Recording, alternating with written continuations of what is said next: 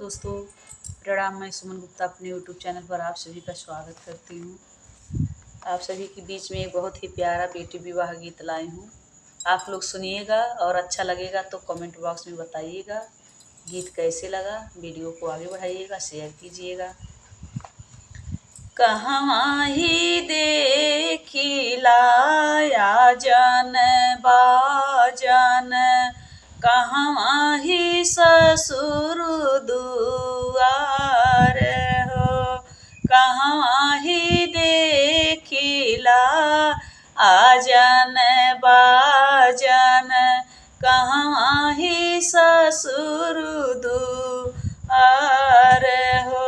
बागों में देखिला आजन बाजन, दुआरे पे ससुर दुआर हो। कहवा ही देखिला साली सारा हजिया हो। कहवा ही देखिला कन्या कुंवारी हो। कहवा ही देखिला कन्या कुंवारी हो। मड़वे में देखिला साली सारा हजिया हो।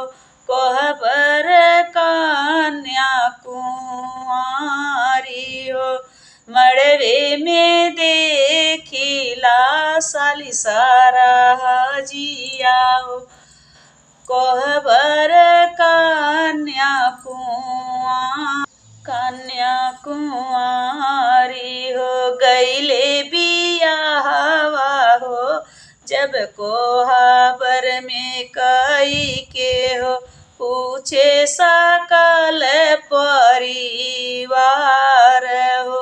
गईले बियाहवा जब कोहबर में कई के हो। पूछेले सकल परिवार हो। बोला ना मोरी धाना हमसे बतावा हो। कौन है माई तोहार हो। जेकरे ही अखिया से नीर बहत है, ओई है माया हमारी हो। बोला ना मोरी धाना हमसे बतावा हो। कौन है भाभी तोहार हो। जेकरे हाथवा में सतरंग बेनिया हो, ओही हाइन भाभी हमार हो। जेकरे ही हाथवा में सतरंग बेनिया हो, ओही हाइन भाभी हमार। बोला ना मोरी धाना हमसे बतावा हो।